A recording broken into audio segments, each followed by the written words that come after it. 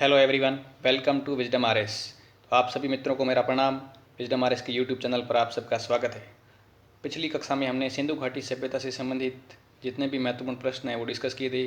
तो आज के लेक्चर में हम डिस्कस करेंगे वैदिक सभ्यता। तो वैदिक सभ्यता को दो भागों में वर्गीकृत किया जाता है। पहली है 1500 से 1000 बीसी के दौरान ऋग्वैदिक सभ्यता या ऋग्वैदिक एरा इसको कहते हैं, और सेकेंड जो 1000 से 600 बीसी के दौरान उसको कहते हैं उत्तर वैदिक।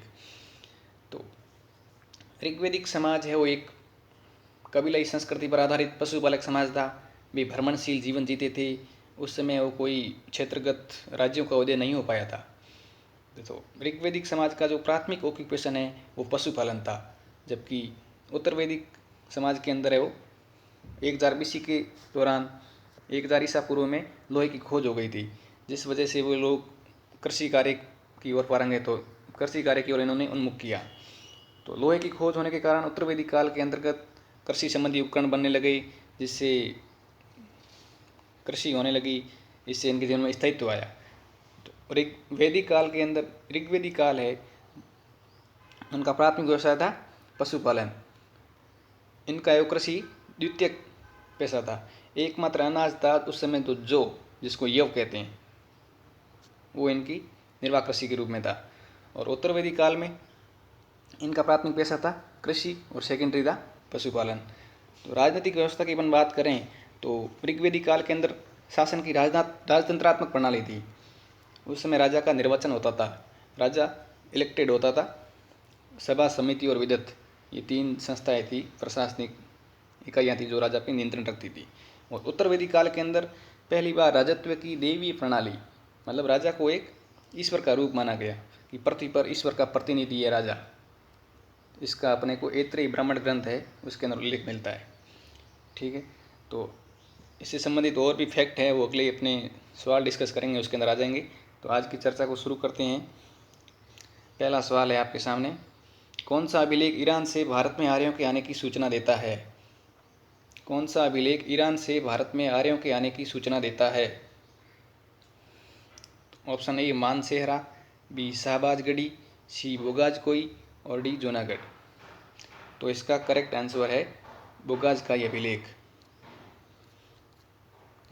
बोगाज का ये अभिलेख है वो तुर्की से मिला है अपने को। 1400 ईसा पूर्व का ये अभिलेख है। इसके अंदर इंद्र, मित्र, वरुण और नासत्य, ये चार देवता है, इनका वर्णन है। ये ऋग्वैदिक कालीन देवता हैं। इससे अपन अनुमान लगाते हैं कि ये ऋग्वैदिक आर्य है वो तुर्की से आए थे, अब ईरान से होकर वो भारत आए थे। तो इनका इस आधार पर हम कह सकते हैं कि आर्यों का मूल निवास स्थान मध्य एशिया था। तो इसके मन में मतलब इस संबंधी कई अवधारणाएं हैं कि आर्य, कोई कहता है मध्य एशिया से आए थे, कोई कहता है यूरोप से आए थे, कोई कहता है उत्तरी ध्रुव से आए थे। लेकिन जो बोगाज का ये अभिलेख है, ये आर्यों का आगमन है वो ईरान से बताता है, क्योंकि इसके अंदर ऋग्वैदिक कालीन देवता जो इंद्र है, वरुण है, मित्र है, नासत्य है, इनका उल्लेख मिलता है। इस आधार पर हम कह सकते हैं कि ऋग्वैदिक आर्य है वो, इनका मूल निवास स्थान मध्य एशिया था। अगला प्रश्न है, सर्ग, प्रतिसर्ग, वंश, मनवंतर व वंशानुचरित, ये इंडिकेटर क्या है?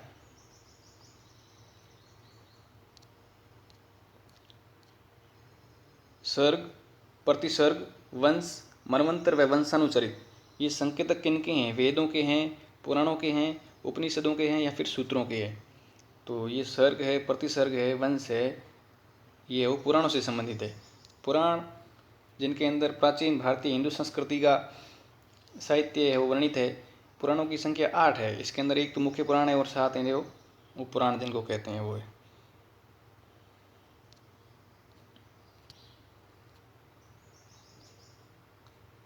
अगला प्रश्न है, ऋग्वैदिक काल के प्रारंभ में किसे मूल्यवान संपत्ति समझा जाता था?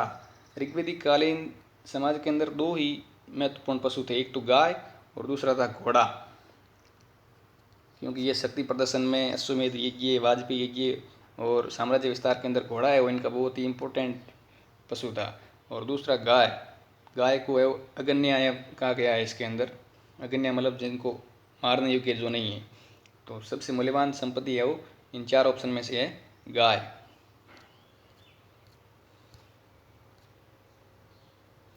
गाय को है वो अष्टकर्णी या अगन्या कहा जाता था। गाय की हत्या करने वाले को मृत्युदंड और कभी कभी उसको देश से भी निकाल लिया जाता था। तो आज की टाइम में भी अपन ने समाज के अंदर या फिर पशुओं की चोरी करते हैं कुछ लोग, तो उस समय भी ये प्रथा थी पशुओं की चोरी वाली। तो वो पशुओं की चोरी करता था उसको पणी कहते थे। पणी मीन्स व्यापारी। घोड़ा है वो आर्य समाज का बहुत ही उपयोगी पशु था। इसके अलावा बैल, भैंस, बकरी, ऊँट ये भी जानवर थे। अगला प्रश्न है, पूर्व वैदिक आर्यों का धर्म मुख्यतः था। पूर्व वैदिक आर्यों का मुख्य धर्म कौन सा था? ऑप्शन ए भक्ति, बी मूर्ति पूजा व यज्ञ, सी प्रकृति पूजा व यज्ञ, और डी है प्रकृति पूजा और भक्ति। तो वैदिक आर्य है वो प्रकृति की सभी शक्तियों को उन्होंने अपना देवता माना था। तो प्रकृति पूजा और यज्ञ ये इसका करेक्ट आंसर है। इसकी एक्सप्लेनेशन अपन देख लेते हैं कि आर्यों की जो सभी देवता है उनको मतलब प्रकृति की जितनी भी शक्तियाँ हैं इनको उन्होंने अपने देवता मान लिया था। इनको फिर इन्होंने वर्गीकृत कर लिया था आकाश, अंतरिक्ष, पृथ्वी इन देवताओं के रूप में।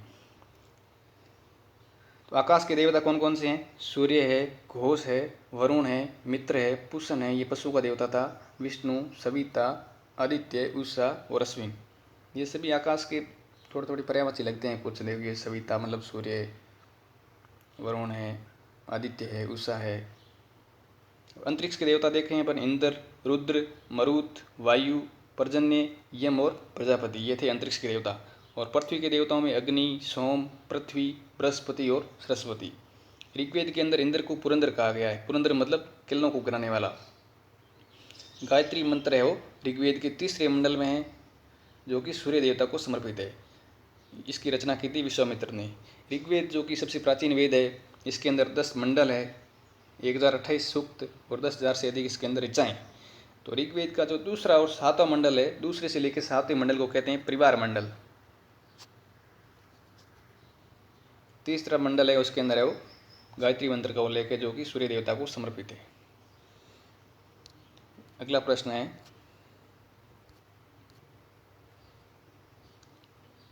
सॉरी उससे पहले ये देवता हैं किन से संबंधित है देख लेते हैं। सोम जो कि मुजवंत हिमालय पर्वतमाला से सोमरस प्राप्त होता था, इसलिए पेय पदार्थों का देवता है सोम। इसका उल्लेख ऋग्वेद के 9वें मंडल में। घोष ये ऋग्वेद का सबसे प्राचीन देवता है। ऋग्वेदकालीन देवताओं में सबसे प्राचीन देवता है घोष। पूषण है वो पशुओं का देवता है, जो उत्तरकालीन में उत्तर वैदिक काल में वो शूद्रों के देवता हो गए।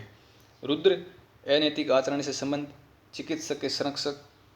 और यूनानी देवता जो अपोलो है, यूनानी टाइटल अपोलो, उसी के समान है वो रुद्र है अपने। अरण्यानी जंगल की देवी, अरण्य जिसका अर्थ होता है वन या जंगल, इसलिए जंगल की देवी को कहते हैं अरण्यानी। ठीक है, ये हो गए देवताओं से संबंधित प्रश्न। अगला प्रश्न है, दास राज्य युद्ध का वर्णन किस वेद में किया गया है? तो वर्तमान रावी और तत्कालीन वैदिक समाज के अंदर उसको कहते थे पुरुषनी नदी। ये रावी नदी का ही नाम था, पुरुषनी। तो रावी नदी के किनारे इस नदी के पानी पर अधिकार करने के लिए 10 राजाओं के मध्य और एक भरत कबीले के मध्य युद्ध हुआ था। इसका वर्णन कौन से वेद के अंदर है ये आपको बताना है। तो इसका वर्णन है ऋग्वेद के अंदर। ये दास राज्य युद्ध है एक भरत कबीले और 10 अन्य कबीले, जिसके अंदर की 5 आर्य थे और 5 अनार्य कबीले थे, उनके मध्य हुआ था इस नदी के पानी पर अधिकार करने के लिए। तो इसमें भरत कबीले की जीत हुई थी। और ऐसी मान्यता है, ऋग्वेदिक मान्यता है कि भरत कबीले के नाम पर ही अपने देश का नाम भारत पड़ा। ठीक है, भरत कबीले का राजा था सुदास, जो कि त्रित्सु वंश का था। और 10 जो 5 इनमें से 5 आर्य और 5 अनार्य कबीले थे, इनका जो पुरोहित था वो भरत कबीले का पुरोहित था वशिष्ठ, और इनका था विश्वामित्र। ठीक है, तो दास राज्य युद्ध के अंदर भरत कबीले की जीत हुई और उसके आधार पर अपने देश का नाम भारत पड़ा। अगला प्रश्न है, किसके अनुसार आर्यों का मूल निवास स्थान उत्तरी ध्रुव था? तो आर्यों के भारत आगमन से संबंधित अलग अलग अवधारणाएं हैं। उनमें कुछ कहते हैं कि उत्तरी ध्रुव से आए थे, कुछ कहते हैं मध्य एशिया से आए थे। तो प्रश्न ये है कि आर्यों का मूल निवास स्थान उत्तरी ध्रुव था, ये किन की मान्यता है? Option A Max Muller, B Bal Gangadhar तिलक, सी दयानंद सरस्वती और डी है अविनाश चंद्र दास। तो इसका करेक्ट आंसर है बाल गंगाधर तिलक। मैक्स मुलर कहते हैं कि आर्य है वो मध्य एशिया से आए थे। बाल गंगाधर तिलक ने आर्यों की आगमन को उत्तरी ध्रुव से बताया है। अविनाश चंद्र दास कहते हैं कि ये सब सिंधु प्रदेश से संबंधित थे। दयानंद सरस्वती इनको तिब्बत से आना मानते हैं। तो अधिकांश विद्वान है वो मैक्स मुलर के विचारों से ही सहमत हैं कि आर्य है वो मध्य एशिया से आए थे, क्योंकि जो तुर्की से प्राप्त अभिलेख है बोगाज कोई 1000 BC का अभिलेख, नहीं 600 BC का जो अभिलेख है, नहीं 1100 BC का तुर्की का जो अभिलेख है बोगाज का ही, उसके अंदर है वो ईरानी ग्रंथ जैन व्यवस्था है, ये ऋग्वेद से समानता रखता है। और उसमें इंद्र है, मित्र है, वरुण है, नासत्य है, इन देवताओं का उल्लेख भी है। तो उसके आधार पर हम कह सकते हैं कि आर्य वो मध्य एशिया से आए थे। ये इसकी एक्सप्लेनेशन हो गई। अगला प्रश्न है, वैदिक काल में आजीवन अविवाहित रहने वाली कन्या को क्या कहा जाता था? तो वैदिक काल के अंदर आजीवन मतलब जीवन पर्यंत जो कन्या विवाह नहीं करती थी उनके लिए एक टर्म था, वो क्या था? ऑप्शन ए वैतु, बी अमाजु, सी भिषज और डी है कुल्लप। तो भिषज ये तो मेडिकल टर्म लगता है, फार्माकोलॉजी। तो इसका आंसर है अमाजु। वैतु कहते थे दहेज को। वर्तमान में अपन जिसको डाउरी कहते हैं, दहेज कहते हैं, विवाह का समय जो कन्या को दिया जाता है उसको अपन आज दहेज कहते हैं। तो उस टाइम कहा जाता था वैतु, कन्या को दिया जाने वाला उपहार। लेकिन उस समय दहेज जैसी कुप्रथा का प्रचलन नहीं था। अमाजु कहते थे जो कन्याएं जीवन पर्यंत विवाह नहीं करती थी। आजीवन अविवाहित रहने वाली कन्याओं को अमाजु कहा जाता था। भिषज ये चिकित्सक के लिए टर्म यूज होता था। अश्विन देवता को मेडिकल डॉक्टर उस समय कहते थे। फार्माकोलॉजी वन वर्ड है, pharmacology. Pharmacology means scientific study of drugs and use in medicine, pharmacology कहते हैं उसको। तो भेषज है वो वैद्य के लिए प्रयुक्त होता था। और कुल्लप ये ऋग्वैदिक समाज के अंदर परिवार की एक इकाई थी। ऋग्वैदिक समाज है वो पैट्रियार्कल सोसाइटी थी, पितृसत्तात्मक था। इसका आधार है वो गोत्र या जन्मूलक था। सबसे छोटी इकाई थी उसको कहते थे कुल, इसका मुख्य होता था कुलप। पितृसत्तात्मक समाज होने के बावजूद भी ऋग्वैदिक समाज के अंदर महिलाओं को एक सम्मानजनक स्थान प्राप्त था। हम देखते हैं कि पूरे भारतीय इतिहास के अंदर अपन गौर से देखें तो सबसे सर्वश्रेष्ठ जो स्थिति थी महिलाओं की वो ऋग्वैदिक समाज के अंदर थी। लेकिन आज का समाज पितृसत्तात्मक है, क्योंकि हमारे नाम के आगे आप देखते ही हैं कि फादर का नाम आता। पहले हमारी गोत्र है वो पिता की गोत्र से निर्धारित होती है। तो आज भी इस भारतीय संस्कृति में पितृसत्तात्मक समाज के लक्षण है वो परिलक्षित होते हैं। पुत्र प्राप्ति के लिए नियोग प्रथा, दास प्रथा का प्रचलन था। ये नर्तकियों द्वारा परिधान पहनते थे, उसको कहते थे पेशस। मर्दों को अग्नि में जलाने की प्रथा और कभी कभी दफनाने की परंपरा भी थी। अगला प्रश्न है, वैदिक संहिता में सर्वाधिक पवित्र नदी किसे माना गया है? वैदिक काल के अंदर सबसे पवित्र नदी किसको माना गया है? आज के टाइम में तो अपन गंगा नदी को सबसे पवित्र मानते हैं, गंगा यमुना। तो वैदिक काल के अंदर कौन सी नदी पवित्र थी? सिंधु, सरस्वती, गंगा या फिर यमुना? तो इसका करेक्ट आंसर है सरस्वती। वैदिक काल ऋग्वैदिक काल के अंदर जो ऋग्वेद में सबसे ज़्यादा उल्लेख है वो सिंधु नदी का किया गया है। गंगा नदी का उल्लेख सिर्फ और सिर्फ एक बार है। यमुना का है 3 बार नाम लिया गया है। सरस्वती जो कि सबसे पवित्र नदी थी, इसके और नाम है देवी तमा, माते तमा और नदी तमा। नदी तमा मीन्स नदियों में सर्वश्रेष्ठ। ऋग्वेद के अंदर है वो 21 नदियों का वर्णन है। इनकी सबसे महत्वपूर्ण नदी थी सिंधु और सबसे पवित्र नदी थी सरस्वती। करेक्ट। अगला प्रश्न है, उससे पहले अपन देख लेते हैं कि सप्त सिंधु प्रदेश की कौन कौन सी नदियां थी। तो सिंधु जिसको कि अपन इंडस कहते हैं, सिंधु या फिर इंडस। रावी इसका प्राचीन नाम था पुरुषनी। सतलुज इसका था सतुद्री। चिनाब इसका था अस्किनी। झेलम वितस्ता। व्यास विपासा। गोमल गोमती, काबुल, कुंभ, गंडक, सदानीरा, कुर्रम, कुमू। तो ये जो सप्त सिंधु प्रदेश की नदियां हैं, सिंधु, चिनाब, रावी, झेलम, सतलुज और व्यास, इसके अलावा एक और रह गई सरस्वती। तो ये वो सप्त सिंधु प्रदेश की नदियां हैं। बाकी की जो ये चार है, गोमल, काबुल, गंडक और कुर्रम, ये अफगानिस्तान के अंदर बहने वाली नदियां हैं। तो इनका जो ऋग्वेदी कालीन समाज के अंदर क्या नाम था, ये आप याद रखना। ये भी कभी कभार पूछे जाते हैं कि निम्नलिखित में से कौन सा झेलम नदी का नाम है। ऑप्शन आते हैं सुतुद्री, अस्किनी, वितस्ता और विपाशा। तो झेलम का क्या है? वितस्ता। अगला प्रश्न है, वैदिक सभ्यता की राजनीतिक स्थिति के बारे में असत्य कथन कौन सा है? वैदिक सभ्यता की राजनीतिक स्थिति के बारे में ये स्टेटमेंट दिए गए हैं, आपको कौन सा फॉल्स स्टेटमेंट है उसका चयन करना है। तो ऋग्वेदिक समाज कबीलाई व्यवस्था पर आधारित था, बिल्कुल सही है। राज्य का मूल आधार कुल या परिवार था, बिल्कुल, जिसका जो मुखिया था उसको कुलप कहते थे। राजा भूमि का स्वामी होता था, ये गलत है, क्योंकि भूमि है वो सार्वजनिक होती थी, सभी उनके मिल के कृषि करते थे, कोऑपरेटिव फार्मिंग कह सकते हैं जिसको। स्त्रियां सभा व समिति में भाग ले सकती थी, बिल्कुल सही है। बलि एक कर था जो कि प्रजा से स्वेच्छा से लिया जाता था, ये भी सही है। तो इसका कौन सा असत्य है? राजा भूमि का स्वामी होता था, ये स्टेटमेंट गलत है। ठीक है। वैदिक सभ्यता के अंदर है वो वैदिक समाज है वो एक ग्रामीण संस्कृति पर आधारित कबीलाई समाज था, पितृ सत्तात्मक था, वर्ण व्यवस्था पर आधारित समाज, संयुक्त परिवार प्रथा का प्रचलन था। राज्य का जो मूल इकाई थी वो थी परिवार या कुल। कुल का जो मुखिया था उसको कहते थे कुलप। ये 5 प्रशासनिक इकाइयाँ थी। देखो आप, आर्यों की 5 प्रशासनिक इकाइयाँ 5 भागों में विभाजित थी: कुल, ग्राम, विश, जन और राष्ट्र। इसका मुखिया कुलप, इसका ग्रामणी, विस्पति, जनपति और इसका राष्ट्र का राजा मान सकते हैं अपने इंटीग्रेटेड फॉर्म में। राजा, पुरोहित, विस्पति, ग्रामीण और कुलप।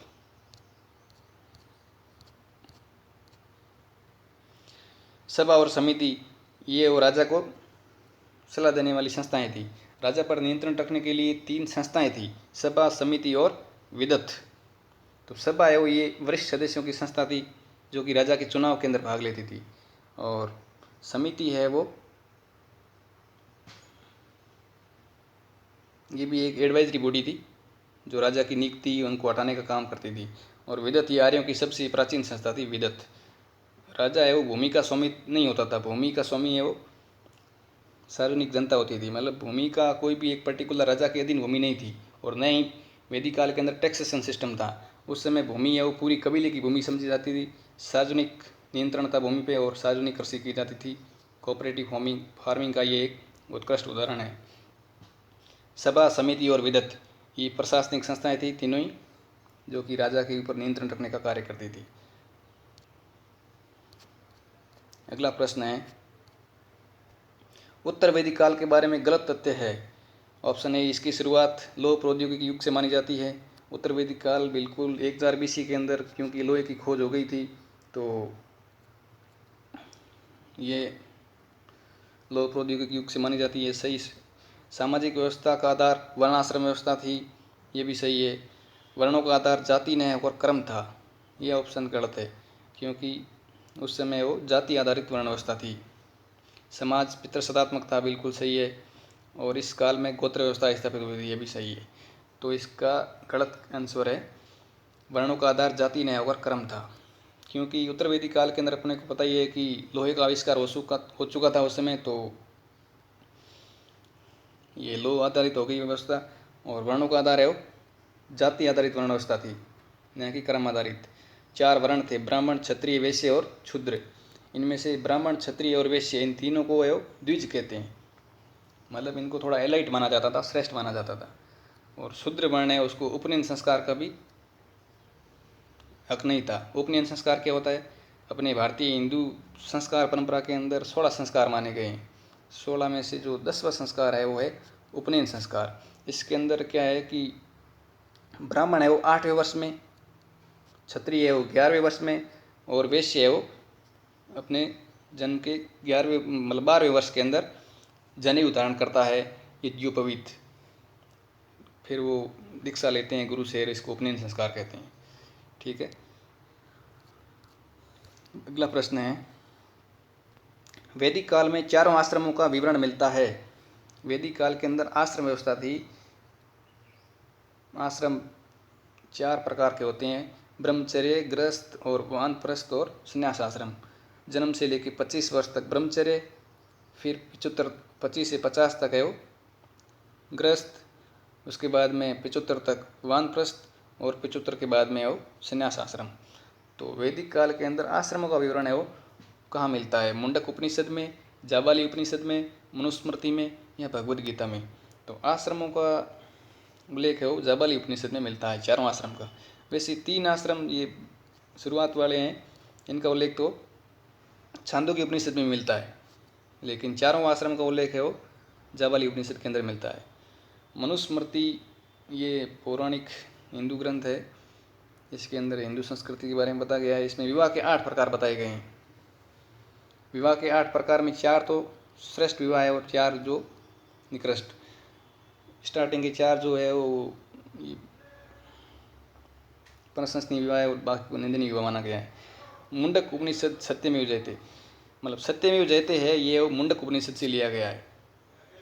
भगवान श्री कृष्ण का पहला उल्लेख भी छांदोग्य उपनिषद में मिलता है। ठीक है, तो इसका आंसर हो गया जाबाली उपनिषद, जिसके अंदर की चारों आश्रमों का उल्लेख है। अगला प्रश्न है, गार्गी, मैत्रेयी जैसी विदुषियों का वर्णन कहाँ मिलता है? तो अपन देखते हैं कि ऋग्वैदिक समाज समानता पर आधारित था। उसके अंदर महिलाओं को पुरुषों के समकक्ष अधिकार थे और कई महिलाओं ने तो ऋग्वेद के मंत्रों की भी रचना की थी। ये लोपामुद्रा है, काक्षावर्ती है। तो गार्गी और मैत्रेयी, इनका वर्णन है वो शतपथ ब्राह्मण के अंदर मिलता है।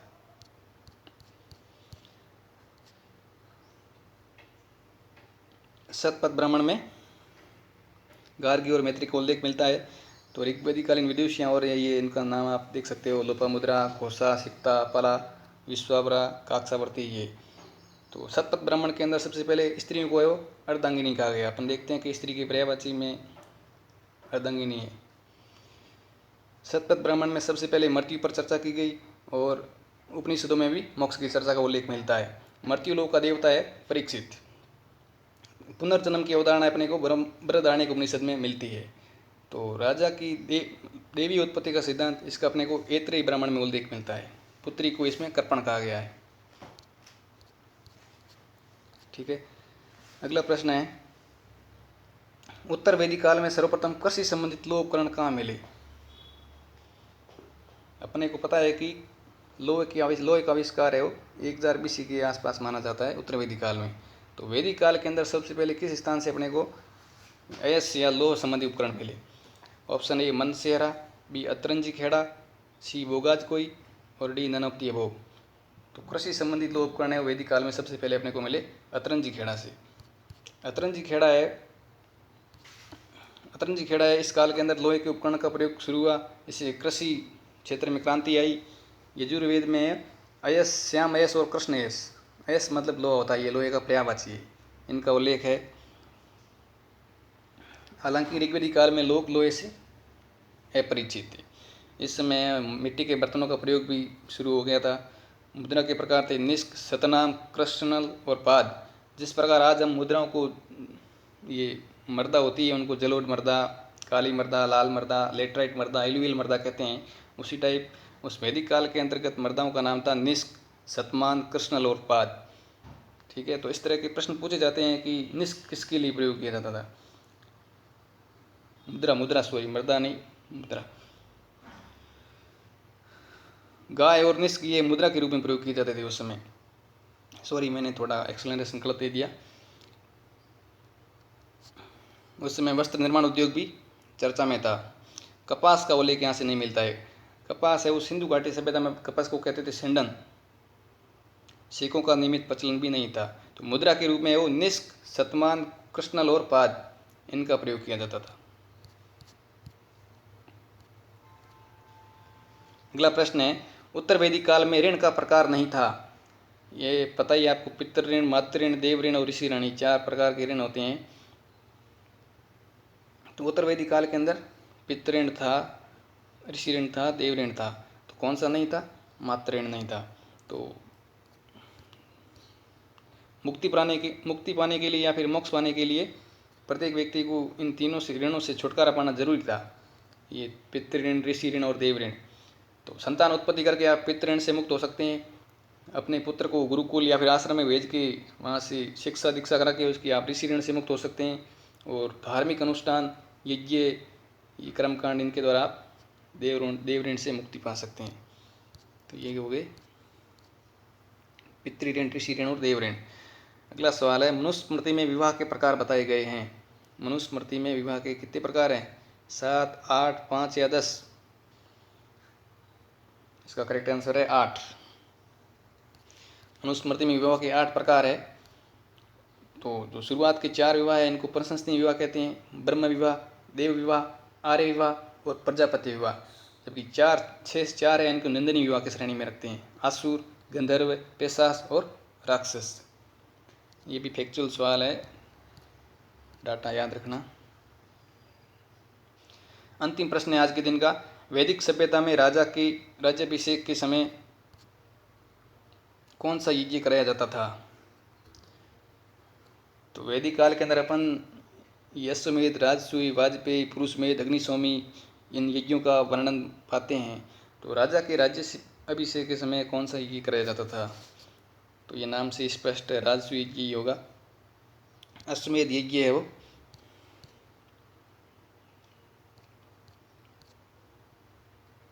ये सबसे महत्वपूर्ण है, अश्वमेध यज्ञ। ये जब कोई भी राजा अपने साम्राज्य का विस्तार करता था या फिर उस अपनी बाउंड्री को और इंक्रीज करता था, उस समय घोड़ों को खुला छोड़ दिया जाता था। घोड़े है वो शक्ति प्रदर्शन के भी प्रतीक थे। तो वाजपेयी यज्ञ है वो शक्ति प्रदर्शन का प्रतीक है।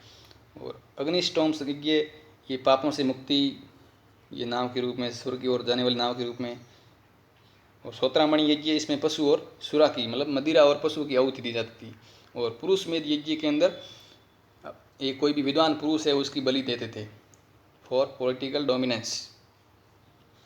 तो राजसूय यज्ञ ये राजा के अभिषेक के समय, राजा के राज्य अभिषेक के समय किया जाता था। इसका वर्णन शतपथ ब्राह्मण में मिलता है। तो ये यज्ञ है, थोड़ा ध्यान रखना इनको भी। आज की चर्चा यहीं समाप्त होती है। और अपने को आप सिंधु घाटी सभ्यता और वैदिक सभ्यता, इनसे संबंधित जितने भी प्रश्न हैं अपन डिस्कस कर चुके हैं। तो आपको एक सवाल देता हूँ आज के होमवर्क के अंदर। वैदिक आर्य और सिंधु घाटी सभ्यता के लोगों की संस्कृति के बीच अंतर बताइए। वैदिक आर्य जिनको आप अपन ने पढ़ा, और सिंधु घाटी सभ्यता, इनकी लोगों की कार्य संस्कृति, वहाँ का समाज कैसा था, कृषि आधारित था या फिर पशुपालन आधारित था, व्यापार वाणिज्य किस तरह होता था, वहाँ के उद्योग धंधे किस प्रकार विकसित थे, इन दोनों की जो कल्चर है इनके बीच में आपको बेसिक डिफरेंस बताना है। ठीक है, thank you friends for watching. आज की क्विज यहीं समाप्त होती है। तब तक के लिए अलविदा। हम एक और नए वीडियो के साथ मिलते हैं। तब तक के लिए जय हिंद।